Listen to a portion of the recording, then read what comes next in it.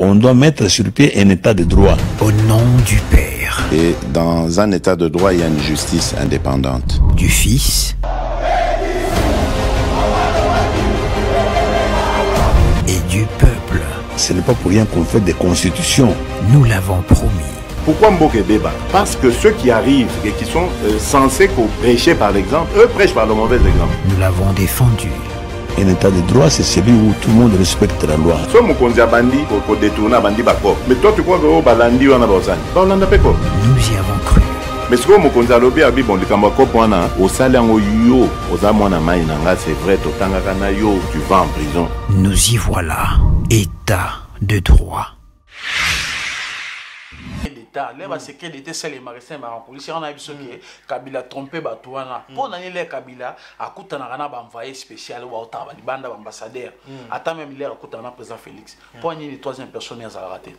pour ni ayebi masolo lo barayi moko na les razana bango ndenga ko sala bango avec le temps masolo na to koyebana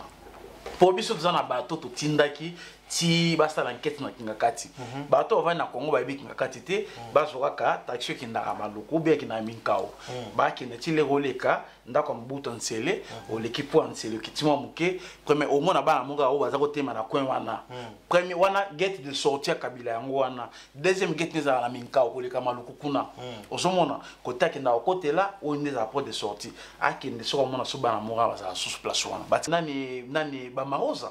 azali mutu moko azalaka membre influent ya FCC na ba entreprise nini a monta batu boy lelo to mona ke mboka la monsieur comment ke ba libanais ba to Kusa Jamal ba Masaro ba na uzumona make congolais pourquoi to zamte ma mabeko ina mwana mboka OK moto yo pe un civil ouais comment zo koma ko manager makambu azo frapper pe azo paniquer te ya ko sala lelo comment oboye ah banda boko bokangi olanda bino ya beta eka bo azo beta bino bozile ke no sala boye abaluki bino ayo frapper place mosusu net na maman ensemble non to comité au moins qu'on est fait zo na carte ensemble ko panza ngote bolo talandeko oso viva donc et l'autre tikila ba na biso yaka mboka na biso na classe ngala bisaka ba congolais bozana elikia toza la pena na foi pena kondima omoni range so azali wana vie wana papa wana pona ba misusu grand frère wana pona ba misusu master wana pona ba misusu fati wana na kiti azazo bate autant que ça bango mais lo moko no biso ndeko soko vivana na mboka papa ya te okoyeba importance mboka na ote. He's done so much for me I cannot tell it all.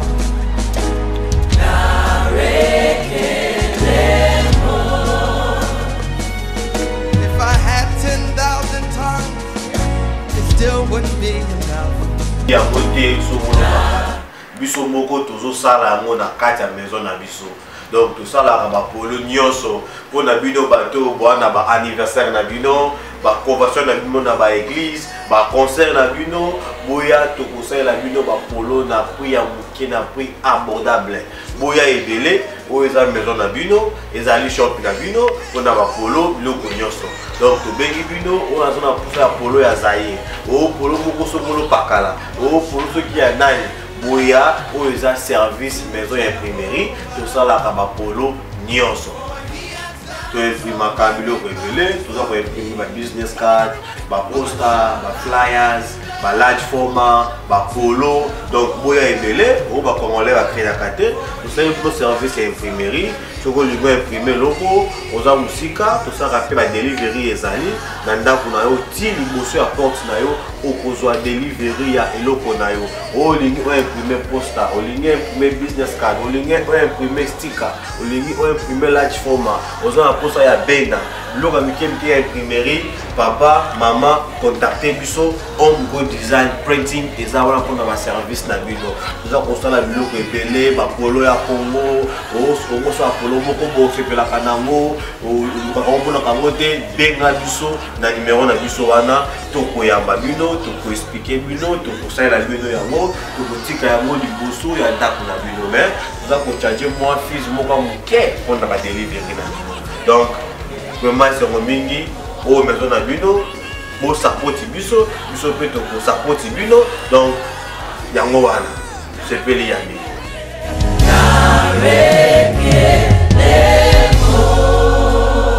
What shall I render to Jehovah? For he has done.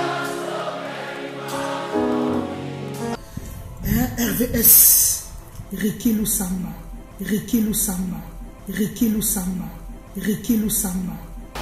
Bonjour, bonsoir, très chers internautes. Bienvenue sur Balandi émission RVS. Na pesi bino mbote mingi parce que comme tozwa ki décision ya koloba par rapport ya oyo nyoso ele kanamboka na biso yango lelo bomoni biso susu lelo na plateau na biso toye po toye bisabino to soana bino to expliquer bino makambo oyo ezole kanamboka na biso parce que mutu oyo azangi mboka azali mutu te atana ndenge na lobaka ke ato vandi na poto ovandi na mboka wapi wapi mais makila na yo ekotikala toujours congolais donc il faut penser à toujours na mboka na yo. Au micro c'est Ricky Lusamba, l'homme qui vous parle sans pour autant déranger l'éthique de cette émission RVS. Alors le toye le sous poto loba situation politique ya mboka na biso bobo sanate na RVS to lobelaka musique to lobelaka social to lobelaka politique to lobelaka économie to lobelaka makamnyonso donc bobo sanaka ngote. Alors na mbeli bino na kati ya plateau na biso tozana moko pe ya balobeli ya mboka na biso oyo pesa la posa ya mboka na biso ekende liboso donc tokoswana makambo nyonso eleka na mboka pe bokoyoka eloko nini oyo azokanisa pe eloko nini oyo azomona mbote papa mbote grand journaliste vraiment je pense que système kaka ya Covid-19 topesa susu mbote na bogo te ka ndenge système ezalaka kaka topesa nanu ka ndenge ezalaka bon tobande émission na biso papa baunga bayeba kombo na yo nani pesa ba téléspectateurs so pe ba internautes na biso.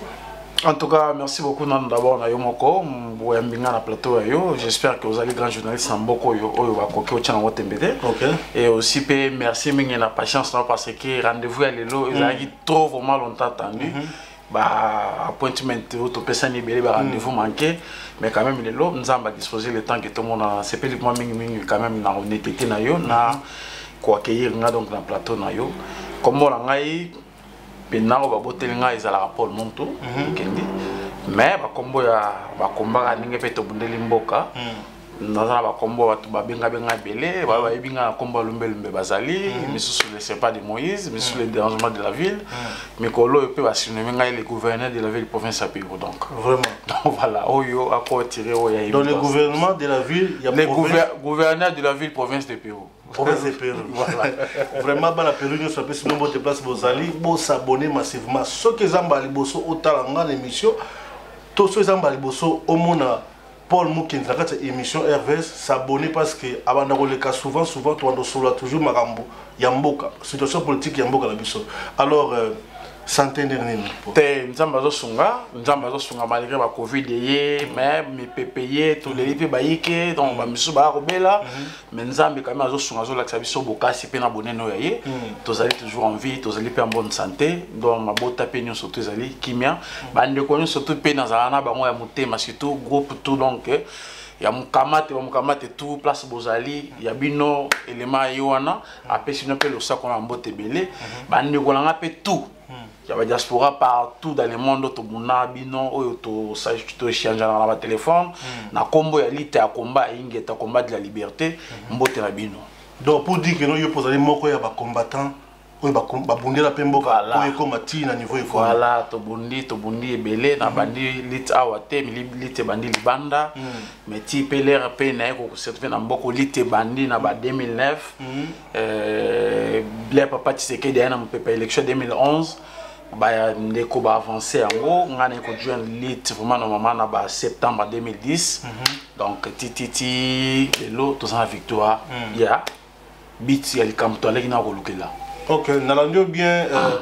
par rapport à propos na yo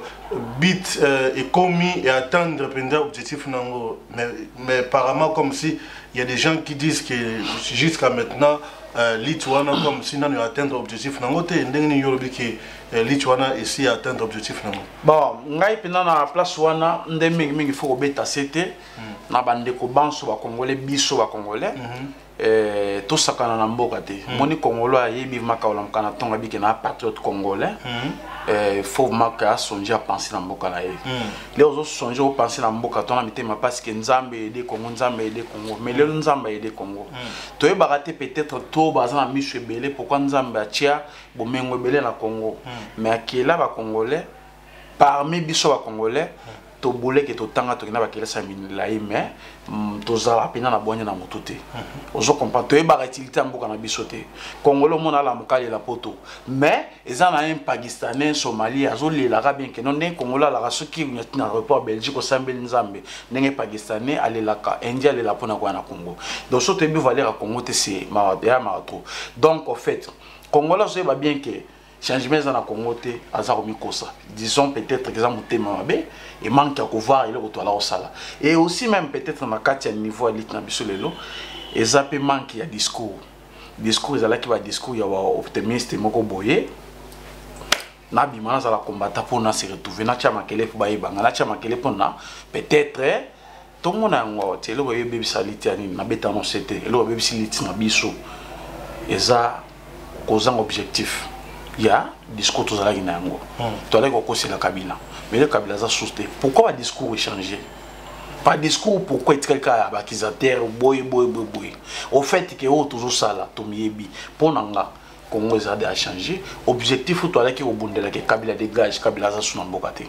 On comprend. Donc, en fait, si on a mis dès que Kabila a son embocate, tu as dit signature beaucoup engagé à Congo, dans la nation, dans la Cambo belé. Et ça, c'est que Bisso tout vendre. Bah, on va politicien, bah, on va vision politique.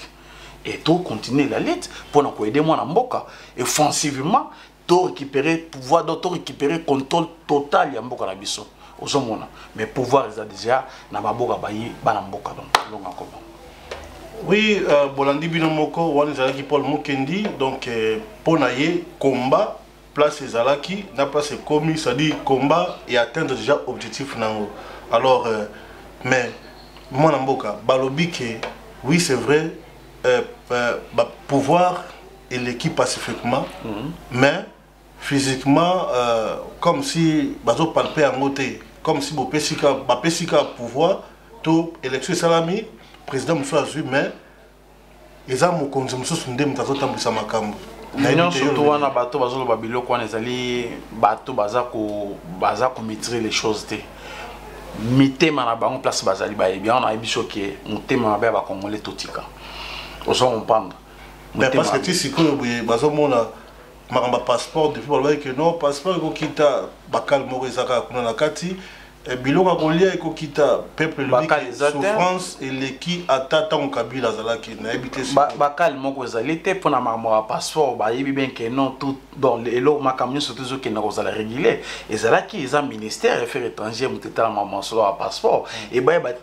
bien que na époque ya ba régime passé ba régime ya ba sanguinaire ba colonel ba yebi ndenge to ala kozala passeport na difficulté nyo surtout et aussi compagnie za ko sala ba passeport wana za ki abisoté donc makamyo surtout na si qu'il kende palpablement na ndenge moko ya malembe pona ba remise reprise pe makamte za la flat fille après c'est là ba ko fixer prix normal ya passeport o ko za la paix relié na monde entier pour que ba yike mboka bazwa mikanda o ezali ka bosinga na bango ba titre de voyage na bango na façon moko équitable ezan des problèmes ndenge biso ba congolais tozala ka un peu moins patient tozala ka malema do mbangu te et le kazo ma congolais ezali vitesse peu pressé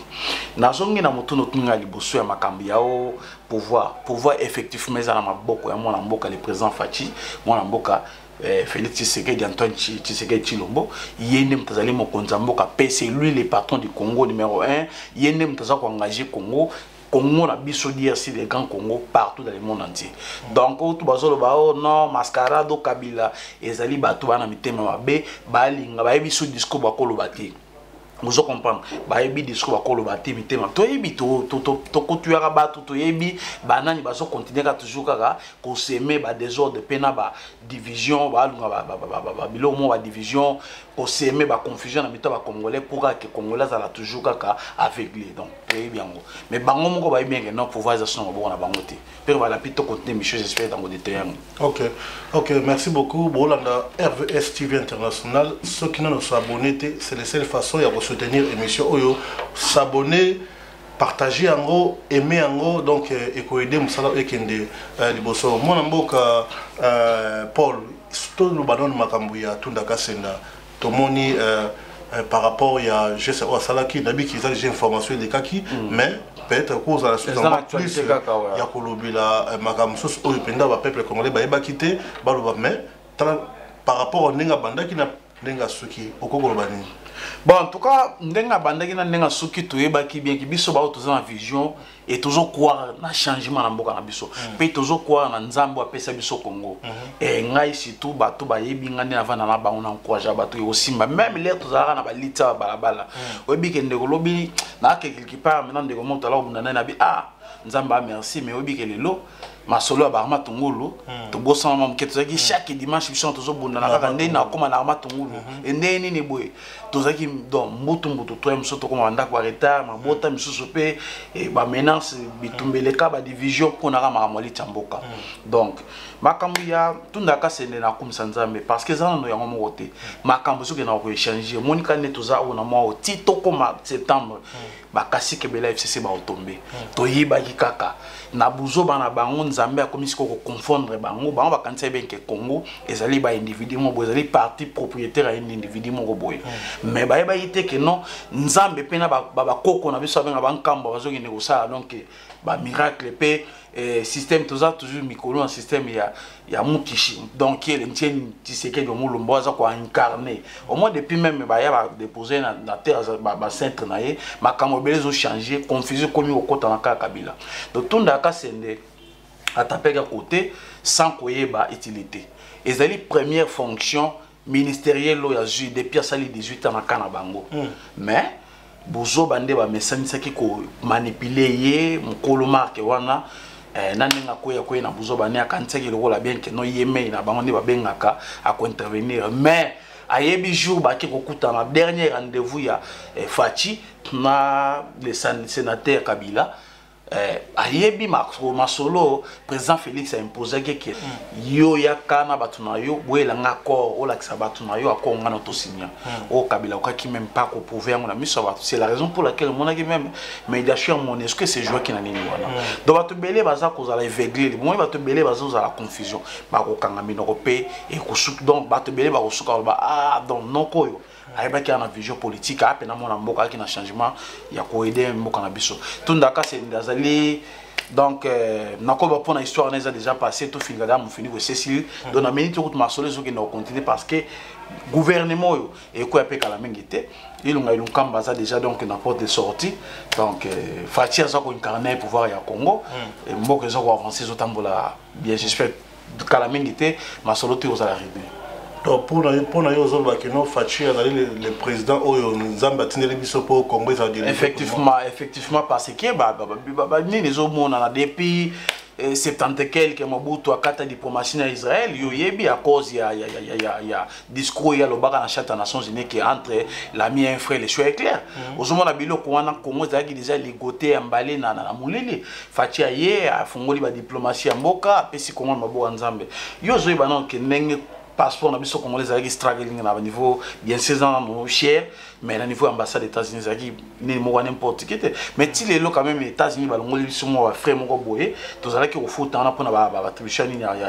traitement de dossier ya nini ya visa ozomona biloko wana pe lelo ba komi mboka loko les États-Unis et le bakezo Congo est un partenaire stratégique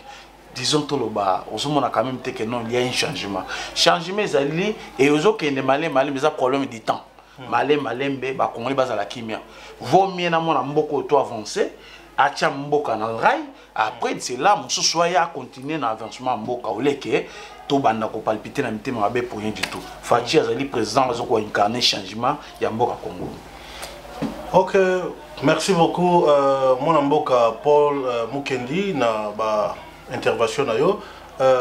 quand il y a le baka bozana RVS TV donc ceux qui peuvent aller na publicité na yo vous avez le komoko vous en pour ça et les cas donc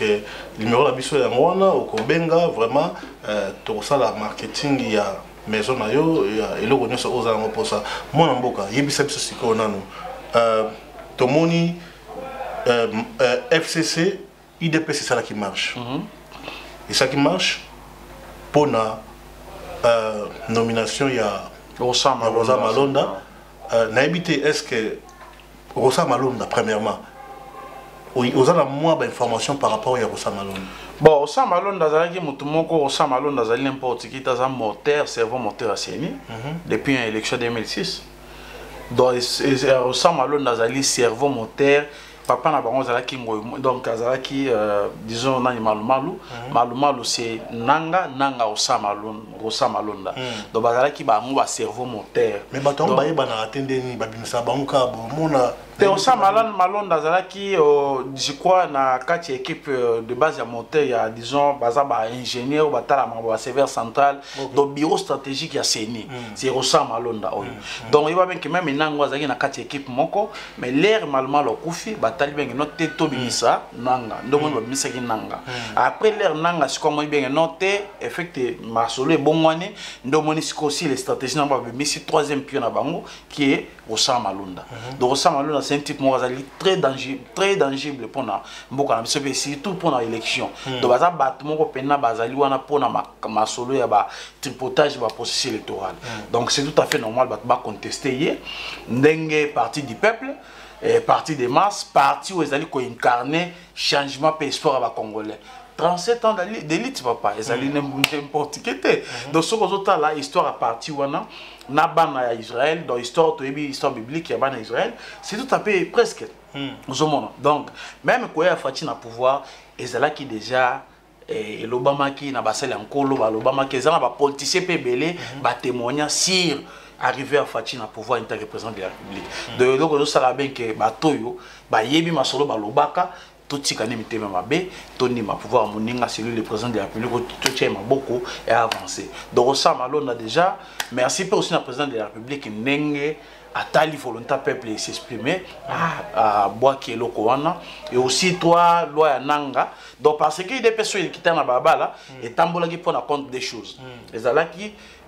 antérieurement parfois il y a Rosa Malonda na ba loi ya soi-disant Minanku na sakata Minanku qui est maintenant azapé même contesté parce que tous allez na archive où il vient à cour constitutionnel à Ottawa dévalé donc tu ebi bien que Minanku a postulé à atteindre nya comme député tu ebi batlo la baba de te battre la Kimbuta, bilo retourna tozali naba. Il y a un moment que Fatih a frapper plus fort parce que Fatih c'est un président qui se n'agite pas. Azon s'agiter te que et le hôtel n'a frappé non. Fatih azo salanine. Adversaire c'est un vrai stratège, boxeur mot stratégique. Donc au bout qui va qu'on a aussi à les comme.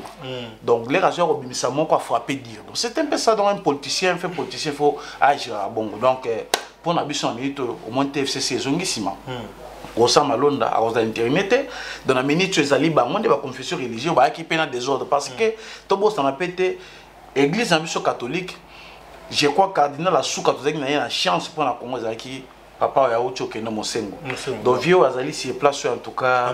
azali pena monsel en kolo taille pour aider Congo c'est la raison même pour laquelle moi fuite information monsieur Zadine que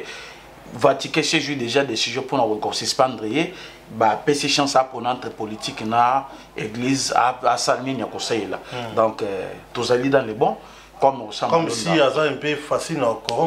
d'être corrompre parce que par place où on a vu un azobondela ou azali individu azali neve naie donc dette morale ya kotanga que papa Jean Pebe mamtatangisa ye ndo moni abundaka on a tina ne la muka tu bazali na mozito fayulu bemba katumbite ya zobundana pona cousin na eka se retrouver ya on azomona bien que les match simbité aza tantôt plutôt akende komona kabundi ya IDPS tantôt akende na ngambo FCC tantôt akende ko visiter caméra tout ça baté ba génie ni bango bato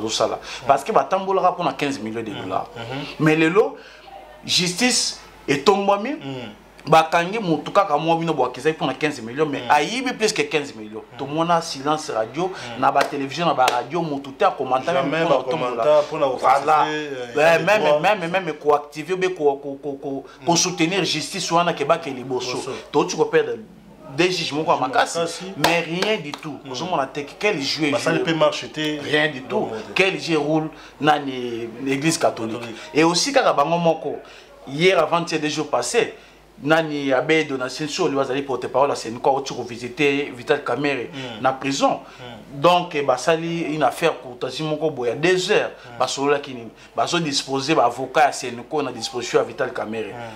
Ba toto qui ne comprend pas. Pour quelle raison? toki na comprendre zo mona te que toi les objectifs contre le chef de l'État. Voilà, IRP Némi Mouilani azali coordonnateur FCC azali directeur de cabinet à Kabila à l'époque et pas auteur aux en prison. 2 semaines passées au tout monde Olive Lembe akei kotala Amida. Bozo mona te que kutua les complot contre un individu une cette personne qui est-ce que la zone katiote bazo kende kotala yete pour amega ko kotisa président de la République na katia bozo batone. Non oui parce que ça qui déjà carte. Bozo mona te na katia masolo parce que ba boulaka comment ko assassiner président de la République. Tobo santé masolo avion caméra yebi. Masolo avion ko yaka caméra yebi. Ayebi pourquoi ba tenda ka. Est-ce que peut-être la biso sur MP balonga ba un peu moins secret avion on a payé très la carbone. Est-ce que vous avez moins secret wana? Pe secret masolo ezali. Ya na biso ke ba congolais ba pesa fachi confiance to pesa motan aza président mo dipta zo bate akufa peu plus faut pour ma solo avion ezali ma solo avion président yeba yango moni men que président est-ce que bien mo ko biso souhaiter na biso est-ce que ça la nini pena te ça la cop déjà bien que non koluka ko bon chef de l'état par ka chaîner avion mais ba se trompera ce qu'on avion au moins ni bato ba kenda mingi una na est ba bi ke koya l'aéroport ya monene za la kagoma ko kitana goma ko kenda ba beni na ba nyinyi wana il faut ba utiliser petit polter donc biloko wana ezalaki Nzambe a confondaka bato comment kokende pour avion wana et salaka cash wana ba beta ngo masasi na décollage na yango donc là ba betini masasi déjà mon pépé wana obi bato basali ba matière avion et ça na ba nini ba fuito ele kanya mon pépé et perdu sa avion nini na le contrôle na ngolo ndelo ko selema ba se trompaka compa ba se trompaka na calcul ba se tromper na adversaire ndé on a déjà calculé la mystère Nzambe. Parce que les bakenda kavita la joie à loi avion mususu pour nini pour azonga l'avion moko na ministère de défense. Ozomona donc ça dit déjà beaucoup pe likolo les comment on dit les aki obenga président trop président ça va boza musika tout console akamo pe avion président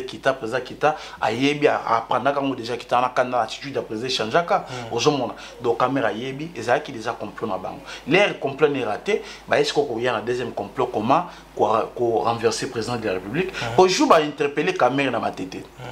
et ça na ba ordonnance moko ya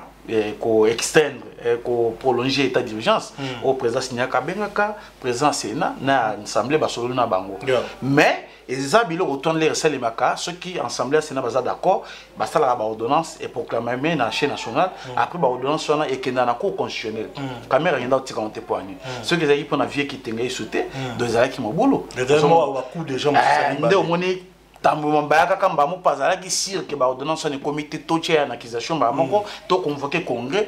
mbumba moko to tia présent en accusation to destituer mais quand il a motiza Nzambe to moni ti ba bloquer caméra yo zo ba teke depuis caméra ko na boloko ba ordonnance ya président de la République zotambo na ba société ba photo ya mabe ya président zotambo la sona nini te malgré que communication ya président père ou là la mais ba fuite wana za ki bente c'est un type au tchela même président de la République ba micro émetteur ba micro ya recording na kati ya office na ye na ba caméra cachée contrôle bien surtout à présent tous les mouvements les qui contrôlent na kati aujourd'hui avec biloko toana depuis caméra dans la prison na confiance na la présidence biloko voilà de biloko toana ya un monique président le qui na ba kumoko ya question kazaki mutu moko simple qui atina mi panzambe te mais déjà kala histoire Congo et carbone donc to comme to jongi suna milelo ozomona. OK moi na mboka Paul na ni notre sumutuna oyo est-ce que par rapport à constitution na biso mutoko la Joseph Kabila oyo déjà assis à comment déjà sénateur est-ce que cause on suna pouvoir a koki kozonga te je crois merci mingi na papa na biso grand consultantiste nani professeur André Mbata en tout cas révéla biso le ko pour Kabila zonga soupe na pouvoir il faut kufwa aseko doit zonga donc nouveau né siko na Kabila zonga et Kabila pesi yoka 5 ans so Kabila ngalo par rapport ya mutabango FCC to Kabila ya Kabila yemo ba wana ezali ko flatter ba pa kolela mafuta taba kalombo père loba yango benke ba tu wana bazala ko la ba corbière ndenge bakendaka kotika mobutu na Maroc puis ba luka ba ketika Kabila au moins to avancer ba chaîne maramoze belé Kabila kozonga na Congo te akozonga sur na pouvoir te mais problème ezali ndeke motema mabe na ba ngoni bazaki ko tenter comment ceux qui ba koisi président Fachi tambo mamba levier la criminel la kuluna na Sénat a koki ko jouer intérim na ko jouer intérim on a bazali la possibilité ndenge bazana mo ba majorité na bango artificiel les alliés ensemble ou ba créer wana biloko toana d'avance même côté écosile avec nouveau cours constitutionnel ba modifier ba loi na bango avec etambo la tête comme à jouer intérim présidentiel comme ça ce qui va modifier constitution et koki kopé sa kabila oh la raison parce que tout ba que à part IDPS dans un parti koko fioto la mbanga te ko telema ko bundila mais be comme de la institution boka parce que constitution ba sala moi taille mesure ya kabila dès que le loba yeba kité que ba perdre pouvoir ndelo que zo la tsabango ba pongi te zo sala tsabango ba insommi chaque jour mais constitution à Congo et zo prévoir te kabila wana to bossa na to bossa na pena to bossa c'est comme mon amboka Paul Mukendi ipsonon sur ba téléspectateur na biso to ba internet na biso pourquoi batwana FCC ba bundaka pona bango moko bazo pouvoir te ka kabila parce que Nemi Moula nazali wana na même BNDP bazali wana bazai belé wana si elo oni ça keno bango ba bunda pete ke moko na bango musapa kabila a comme peu président mais bango bacha ka kabila ko ba benke bat moko baza sans vision na moni nazo regina déplorer mingi ba congolais faut tout ça l'effort congolais faut tout ça l'effort non avant tout papa anga journaliste ningo za boyende ko nga verse il faut au sala il faut ko miye ba yoza et ko sa simara na yo ko habiter o la mo bina tombe nga verse nazali am ou bien nazali 1 plus 1 égale 1 ozomona oh c'est quoi na mo ko za la détermination na mo yo simba kongola zo ebatelisa la ka mutu moko boya uta musika o yo fuli to comme tout monde ya ngwa mboko congolais o linga musalate oza ko moni mo mutu mo ba bengi soki frappe mo ibona ba boss patron ko la black label moko ne ozomona Touana qui dit allélu. Et ça tout un système en monique. Président Félix a un problème sérieux pour un ko changer mentalité ba congolais ali et ça passe. Donc batouana ba mona ben ke bazali ba kolo ya mutuana ba mona ne kabila venez va fou comme ça batata mikolo ba professeur ba université papa ba nemi mwilani na baza ba n'importe qui était mais ozomona ne bazala kana pona ba lotara kabila ya fimbo pe abeta bango ne ba komaka pona bango kabila pe aussi ba compatriotes peuple congolais ba komisa kabila ko la nzambe d'autres comment tola la tolo ta kabila partout est-ce que qui c'est que c'est là parce que ça ba partout tout le monde a kala wana ba signer tout à fait comme ça normal tout à fait normal parce que kabila les kaka ozomona te que ba système na ya biloko wana ba franc-maçonnerie ba biloko kenda kota na ba chine kuna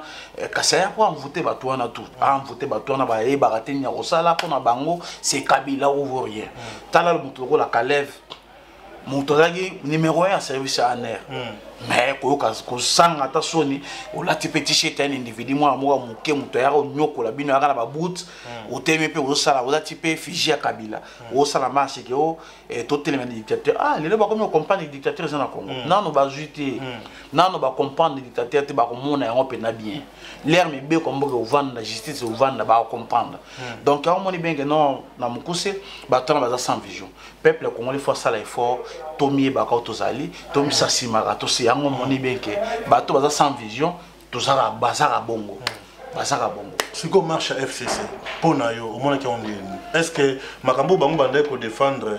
est-ce que ils allaient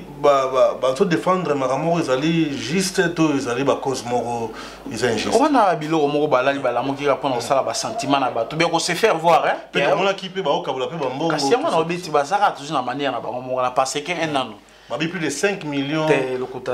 voilà le kota yo yebi ovani la kimi au moins ya venir chez nous aneza monene boni marche na wakasa na swende marche moko ya ba kilomètre moi mikose en plus va bien ça sur 2 heures sur 3 heures de temps marche bani na 9h si na 11h il faut comment si comme mon na bango ba tanga ki on yeni ba comme ba pese ki memo na bango pa nani parce que même par rapport au parti à Congolais qui n'a marché on ba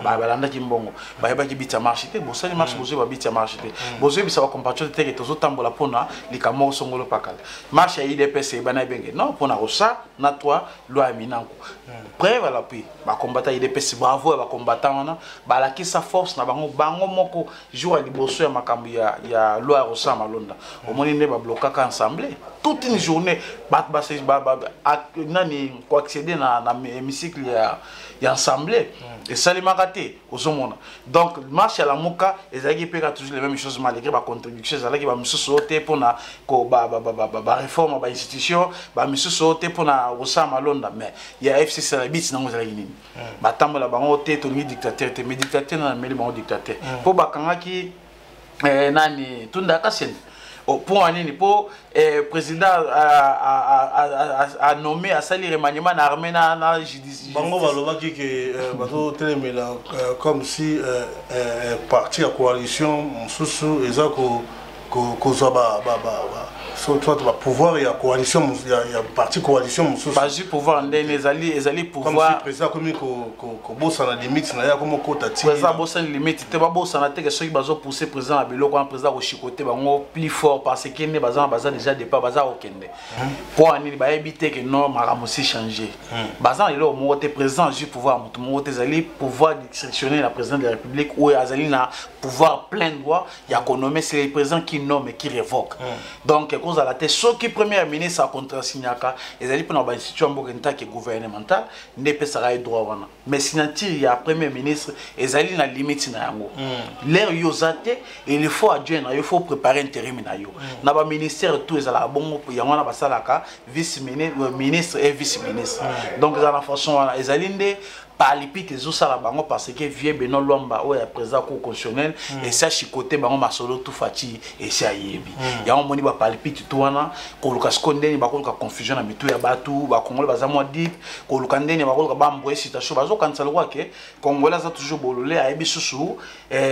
constitution mboka to commettre les choses et ça déjà trop tard congolais ça font des amis sous congolais comme dizamo mir a yebi quand même ko contrôler ba lo mboka na ye donc biloko botu basali wana eza nango ya masolo ya nomination à généraux ou soit il y a animateur judiciaire ils allaient tout à fait normal et ils ont respecté mes béco président violé constitution mon côté tout on les allait au bang ni tout ça la bango ben internaute na biso ba téléspectateur na biso boyoki makambo mona mboka otikoloba alors quand ndeto lobaka peuple esengeli olinga mboka na yo je crois bien que sans Congo, tous en abisso nil.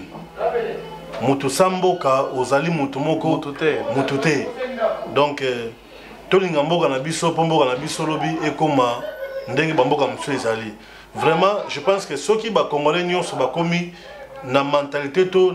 modèle ya papa na biso Benoît Lwamba sali, Benoît Lwamba sali. Je crois que Congo est kokende liboso makasi parce que Moutako tindo jamais bon moi na yo. Obomi pe. Moutako tindo jamais bon moi si na yo. Donc so comme na niveau que batindio bon moi na yo bomi, boma c'est que vraiment on tolo ba keno bata FCC ba rasu batute ba comment na bango ba nyama. Oyo isenge penda mentalité na bango changer parce que tous mo batuloko ndeti ba la mer mbende, mutasa koli batuloko la ba ilukamba c'est vrai c'est ilukamba premier ministre na biso Tozo mole facha kanisa ki lokola zali papa ko aider responsable a ko aider pour assumer mboke kende liboso mais nzokande aza muntu oyo mais même maintenant d'abord quand monsieur de service président Tinagi na Lubumbashi bezai point ni atnai des personnes ministre de défense na ministre na premier ministre Tinagi ministre président Félix Aza mutu mazo respecter ba tout parce que ba bakingo ti ba blokaka ba ordonnance wana pour que kingo komanza ba na musana CNCC ezala ki fit ya papa oyo ilunga bazala ki déjà zaki place au kingo azali PDG kuna ba yiba mbongo ina fait ya 400 millions de dollars ba yibi bien que non l'air déjà que président Fachi ni ñu attribution ya compagnie entreprise ya l'état ezongela mabuka président ba ni mafia na biso koyeba mais là ba découvrir mon mafia papa ilunga basala ki président bisira bien que non il y a un problème là-bas que zo senga yo kende ko régler situation na yo na toute une bonne forme paix respect atinde kuna ministre de la défense ba tindaki parce que les président à ke Belgique a ebiseki ba généraux tout bazana Kinshasa azana posa ko solana bango et ma solo même il y a une nomination à l'armée ilunga aye baki bien ça ma solo déjà ba solo là qui conseil supérieur magistrature ba solo là qui déjà ba avocat bazala qui bazala nommé ba yebanaki na conseil supérieur défense ba solo qui dans ma solo tout les là qui bien normal comme yel le nani bandio yo koluna onani John Numbi o ba to benga général nga pona nga za la général te po na ebe place a outela te mbala mo se retrouver général pe eloko bangi c'est parce que facha singa ba totuana ba na ba certificat na bango et bala ki sa place mon nom tazu chez logi formation eloko na nde bangi sa comme aya kakate na leki na ye moko ba ocho kanga pas en auditoire militaire Lubumbashi nde ya mwana ce que singa ki ministre de défense a ki konsola na ye pour azongani à Kinshasa ba ça la remise et reprise c'était mais aboy pas aboya qui ne koya po abula ki kwa ke bakatanga fe bazadi pa ocha mo po abali ba créer moi des ordres moko oui mais suka na minute je t'informe que nani azana Kinshasa depuis butu samedi na 2h donc 2h ton autant na dimanche donc lobby azala ko auditionner dans la présidence face à face ya François Beya ba auditionna qui neza boso na ele le mardi ko yeba na parce que il faut que vanda na ndolo les revendre na ndolo il faut passer la remise des représentants ngofo après vendre na ndolo kuna so on yeba na parce que c'est criminel il faut répondre à bazak nae ou aboma chibeya aboma basana aboma asala masaka bundu ya Congo donc voilà donc pour dire que non Fachi ni Péré aucun de ni slow voilà donc aucun avec sagesse pas intelligence ayebi ko paniquer parce que moto ya comme le pouvoir un civil asana armée mais talent à contrôler situation ya est-ce que zole kila bata FCCT penda bakanisa ki mais je crois que bakanisa ki bébé pour l'accès nengo wana talent no azaki les sel na kati ya troupe mobile ba famille ya FCC ya ba mafie caméra na gauche na kati ya ndako donc disons na kati ya cabinet président dans au contrôler tout au talipe mopanjo yo président za na kati ba gouverneur tout ya FCC armée ezalaki no ba généraux mususu kabila comme ça ba généraux ba mona kabila pona bango nzambe donc aner ezalaki na maboka kabila tout wana c'était pas facile donc on moni zo lekela bango ke moto yo pe un civil comment zo koma ko manager makambu azo frapper pe azo paniquer te ya ko sala eloko mo boye ah bino banda boko bokangi olanda bino ya beta eka bo pe azo beta bino bozile ke no sala boye abaluki bino ayo frapper place mususu net na maman ensemble non to comité au moins qu'on est fait zo na carte ensemble ko panza ngote tout comme ko tissu ensemble tout comme ko tissu ensemble te donner zo kendana a fina ba kasi to FCC moni batu wana soki bakangi 5 6 kasi FCC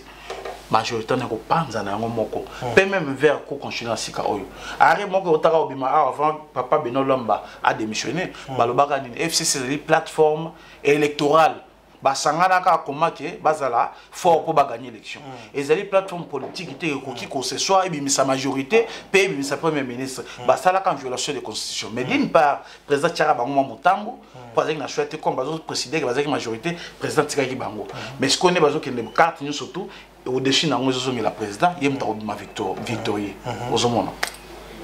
vraiment bah internet na biso ba téléspectateur na biso tolingi bino mingi yango wana bomoni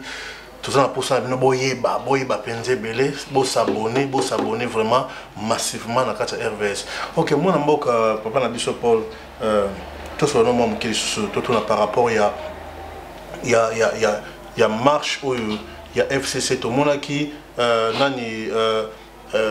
ba lobby ki Fachi to pesioka 5 ans to pesioka 5 ans wana donc Kabila azozonga lisusu na habité yo pesa bango réponse non par rapport ya ndenge ba béret rouge na ba béret vert ba béret rouge voilà ya ari maja bima na mboko yo asali loenge alobi ya buzoba mokolo bati ari maji maboko yana za na prison 18 ans aloba susu ye moto suisa ba kongole mitema même ko tunga pe na lala te na saluer ndeko ngai Marco aza c'est un congolais à Brazzaville mais aza un souci fort pour la politique à Congo ya benganga ko tutina ba déshabité mon cher na moni vidéo moko boya ari maji solo ba ke non Fachi azaki deuxième bord na bango ye ba on topese pouvoir na ebisaka benge non pesaka ka temps au monde makele le tour na wenzana ekosila pona batu wana na révéler mon carte moko Kabila za malin moni Kabila ayeba pourquoi pour Rachadai na kati ya nini wana Kabila yebi batu ba papa wana tu ya maile wana ba zoba ozo comprendre talana kimi ba tomaile ba lokwa ba bosha ba kimi ba minanku ba nani batu moko ba mwa calme ki ayeba ibenge soki peut-être misimo mutu moko ba kwa zo pouvoir mais kebi misela bango tintin melu mwa moko aganga kanika kazani atswa kati maganga kanika makele ka puwenzi admisela bango Shadai ozo mona ayeba ibenge non na kati ne na abimisa Shadrack o soit quand tu étais au tapé na parlement comme ça ma bondi waaw abimisela bango ba carte moka bango ba yebakate ya ba tente kana ba tente donc ne bazo sala biloko na bango wana ba yebani Kabila négocier ka départ na ye ayebi ka ozonga la pouvoir té si ko d'une part na kati FCC ono FCC ko to perdre pour na rôle ba ben FCC ils ont une plateforme mususu moi bien ba ya ka osanga na bien que non parti au pouvoir ko gagner obika lelo pour moyen ko sala mbongo na Congo comment ka politique mais na kati wana perdre ba yebaki Kabila yebaki bango bien yango wana négocier ka départ na ye moko sikoyo bango bazo bolé tozaka toujours na pouvoir biloko musu ba dimanche ba sala na bazo tala ke Kabila sala nini assurer bango parce que les lois comme que bakanga bango Kabila hôtel mo bien ko paralyser mboka Kabila hôtel sous intérêt na sous intérêt na bango voilà sikoyo bazo sala biloko wana pona ko tenter pe ba est-ce que muto ko assurer nga eza loko ke pa ba to ke singa nyongo na mutamakasi siko mutamakasi wana ayibika bunda ta za fimba ka pake sikoyo okendo lo singa mbongo na ningi mo akani mo ko intimider ba to bezo bamba mabanga alponga ba pour que ceux qui ba ngibata ke yo mutamakasi on sani ni ba obanga nde loko Kabila sala makele bazo ganga wana prévala pi le ba kitara Shadrack na rapport ba botele ba passeport lelo aza na droit maté Jeannette na bango pe ndenge moko ndenge basala tunda kasi ndape walo akei nani Caleb Mutom ndenge pe afina buto ti lelo ndenge tozo kende mabunda pe ko fine pe buto kala milité eza Caleb Mutom eza o orbité que non fa chipe so voyager ba remplacer te Caleb te wana boshab mais tu tana eza lokuta de matira on abi ay makamona Caleb Mutom azaki directeur général ANR c'est même papa moi mukose boye au combattant na biso Pachelier mikobi ya Belgique abetaka bon niveau aéroport c'est un criminel ce type là donc neza boye Kabila ebite ke Kabila ko sabango négocier tant ba ko banga parce que nenga bangi a démentir wana ça dit bangi na banga ce ko bazo fina bango ka ne bazo kendaka wana ilunga Kambapé azonga ka sala ba buzo ba moko bote président fo a expliquer ngai comment ça ba remaniement mais na conseil des ministres akeina no jeudi président Vandiché non mercredi président Vandiché de 19h à 21h a tini protocole ba bise que non président doit ya mbaote a mis beaucoup dans le conseil des ministres ba kutna pe le conseil des ministres ba tunye likambote nini azalaki moti réunion sile asale loroté mais net au kende gouverneur à banque ministre de finance semaine aura tout comme peut-être na ba le 10 août au Kassango. Vraiment merci beaucoup moi Mboka to benga moi Mboka po aza congolais d'origine RVSP congolais d'origine donc ndeka na baka to linga Mboka na biso to linga ka Mboka elo ni to tikela bana na biso elo ko ni to tikela bana na biso tandeko Bolo talandeko oso viva donc et l'autre tiki la bana biso yaka mboka na biso na classe to tangisa bango mais lo moko no biso ndeko soko viva na mboka ba payate okoyeba importance ya mboka na ote vivre biso to ba boye to vivre na mboka ba paya pe to na mboka ba paya to yebi to subir et lo ko ni les ali ko vivre na mboka mpaya ndeko za na mboka linga mboka na yo omoni biso tozali awa lelo so tokomi na mboka na biso wana tozi ba poste ya bato wana mode tokomisa mboka na biso wana ndeko ndima te mais tokamwaka bakonzi bana kati ya mboka na biso bazoya baokenda ba États-Unis bazokenda ba mikila ndenge na ndenge bazokota ba métro bazomona ba construction ya ndenge na ndenge bazomona ba pont mais eo basaila biso na mboka so ezaki ndoki te topesa onka kombo mususu moi préva la plus bayebi ata même mboka auto poto zaka na mboka moto comme osala la scale so ba vient le na Congo ke poto Dubai wa pezara Ethiopia bayebi histoire Ethiopie ba moyebi ndenge Addis Abeba lelo comme okiti na aéroport Ethiopia wana otalemi mena za wapi bayebi mboka na ndenge zalaka po nini mutema mabe marque ba pesi bila mbongo pena kino tokotonga aéroport moko donc Moutaouti a été un qui au Kansaka à l'ongaka na ville mususu akena ville mususu mais bozimo mbongo penza ya yoga wana bolie na bino ngo très longambeni mende kuto okwa mutasi mani mbongo te donc ba bitakuira donc otala ba politicien nyonso wana donc omona ka ba mbongo wana kaka mutu moko au bénéficier na mbongo na ba koko nyangi to ba rapete que tozala na ba politicien ba bitakuira na ba koko nyangi le nazotala ba politicien akala qui va s'amali balé dans un tas professeur Tunda Bololo donc Bemba Saolona tout ça professeur ata le roi jeune frère nani mon vieux Daniel Boteti à MLT Bomara en 2006 c'est pas ya Kimbuta on senti quand même tous ala nini tous aki na moi bon basa ibele badeli sanga basa ibele mais lelo zo monaka FCC batuana basa batu moko bilongi moko na ebité soki bakuta wapi mosala na bango soki bakenda kolia biloko toilette ka pour que bango éternellement ebungisa ba maele na compana te ndenge batona bazora maele te même ti lelo zo mona bien que bazo frapper mais même ya caméra zo été abatebele te basa na loko basa aveugle exemple là il revient tunda kasinda salaki na ebité soki alala ka raisonnaki pour ça la biloko marqué wana ba ko flafier ba dossier un ministre de justice depuis papa depuis peut-être que mission moko ba bisa que non so réussir en auto peso 400 millions de dollars depuis Congo za la Congo mais asa mutanga c'est un professeur de l'université papa est-ce que peut-être que non congolais pour na mbongo aosa maramusus o peut-être il m'a regretté na ça peut-être ce que je regretté mais na pesa exemple pour la Congo bazo boleka que c'est Kabila qui dirige pour te babenge Kabila qui dirige Franck Diongona Dieu Mendonga la base en prison te babima ba muyamba babima c'est Kabila qui dirige l'ennemi Jira Kabila Katumbi aya suka na kasumbale samelelo et Moïse Katumbi azali na ye librement na Congo zo sala makamuto amoni Francis Kalombo lelo zana kin azo passer pe na mission zoloba c'est Kabila qui dirige Jean-Pierre Bembaya alala na bistrot il y a ceux qui restaurant la famille naie mais les gens peuvent bemba azonga pas na bango ma famille ba longola pe ba barrière wana zaki na nzela wana azane libre et puis aussi na informer ba ba je l'aime mais l'air ba désarmement je l'aime ba konge ba lobela en côté mutu mon côté et les lots aussi 542 armes hommes nani ya bana mo bazaki na kati batika 19 mais le wana tout na op est-ce que toujours quelque que ya Félix a sengna bana moura nyo sona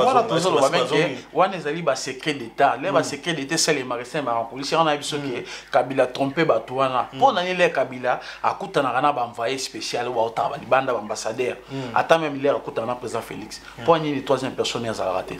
pour ni ayebi masolo lo barayi moko na le razana bango ndenga kosala bango ya mo ba lotara que non raisa a makasi za tout son pouvoir mais dernier bazaki na réunion moko wa jour ya nomination wana ya réunion nini ba sali réunion moko de 19h jusqu'à 6h o muto la guité ba misu ba mela ba café makasi pour toi la masolo police o maki kimota lo ba maki non et comme mystique na solo na e babenga ndeko na baona ni mutna bango ganga mingi wana Shadari babenga camarade Shadari en tout cas camarade Shadari azo montre sérieux que nani raïs ça en danger ba yebe pourquoi o bazolo ba wana ozomona donc on a babenga ya masolo avec le temps masolo na to yebana pour biso tuzana bato to tindaki ti basa l'enquête na kingakati bato va na Congo ba yebi kingakati te bazoka ka taxi kindaka maloko bien kina minkao ba kina ti le roleka ndako mbuto nsele o l'équipe en nsele kitima muke premier au mona bana munga o baza ko tema na coin wana premier wana gate de sortie Kabila yango wana deuxième gate neza na minkao ko leka maloko kuna ozomona kota kinda o côté là o neza porte de sortie akinde so mona so bana munga baza sous place wana batikali combien pour nzela nzela ki même pour leka wana o puta ba barrière tout console là ba kende ba mona ki changer mes amis déjà ya toujours bisa bango bien que ndenge ba vide kingakati ba atikali na 19 nin moura ndenge pe ba kochela ba kolongola bango to ba kochela ba policier a oyiba te toujours kende mais tu to comme en septembre ce qui septembre l'équipe était année prochaine janvier Kabila sera dans le Congo na habité Lukanga suskato sur la masolo wana ouais merci beaucoup merci Nomingi moi mboka Paul Mukendi ba internautes ba téléspectateurs na biso bo tu kolanda vraiment je pense que la question belé bonde ko tunangai petit nanga Irène Maoua la fleur d'or la pesio mbote place aux allées oki magambo ya mwana mboka Paul Mukendi tu koloba petit nanga Pelinda Mboyi kuna na ba Lusaka kuna vraiment vient nanga papilo sambala kata France otu kolanda mwana mboka ndenga otu koloba je pense qu'il y a ba question belé bonde ko kaboyi ba réponse boyoki yango il y a beaucoup, je pense que l'objet au Koutana, donc chaque fois qu'on a les cartes, on a soit Masola Mboka, on a Bibisa ou Hervé Salobaraté, il peut être en profondeur dans le Bondagoyoka. Alors, moi, Mboka, Paul Mukendi, comme la sous-émission à Bisso, ceux qui sont des Kambomo, c'est un peu Bana Congo. Pour message que le moko bien question moko boy oyo ngana tunyote pesa bango na simalango o pesi bambote na bandeko nyonso o pe Rolande émission oyo simalango to so émission. Bon, en tout cas, il y a grave binati ngana ibisaka ba congolais boza na elikia toza la pena na foi pena kondima. Omoni range so azali wana vie wana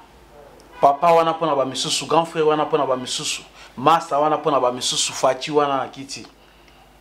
Azazo bate ayebi komba za reporter na no simple ya papa moko za logique ozo comprendre ba batanga Bible ba comprendre l'histoire ya lit ya Moïse na Josué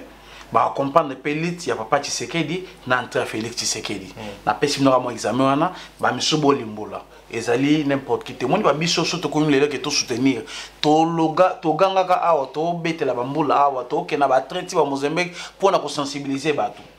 Vaut mieux moi que Kabila. Kabila za société. Pourquoi on continue de mettre ma mabe ya koina? Ozomona. To boulete ga to kansaka teke Tshisekedi ya bongo la Congo na jour moko. Nzala à 56 ans ou il y a 60 ans. Na kozwa ndenge 60 ans mboka zaida pour monnaie na ina no 2 ans na ya pouvoir. Quand même na 2 ans na ya bozomona changement belé. Ceux qui les lo comme ko kendo kitana au Congo facilement. Bande ko bazaki na ba poto. Vous avez qui aucun ambassade pose un visa problème, mais les comment que oyé na porte frontalier na yo, au PC passeport na yo ba enregistre pas ba bête le visa na bord d'entrée en boka na yo. Vous savez que c'est les amakamo au bête na maboko. Toujours les lo justice to bien on les qui non ah justice sur mutu a salinga boy na kimé la justice. Les lo justice comme équitable. Donc moi il va droit tout pour ça caméra le en prison.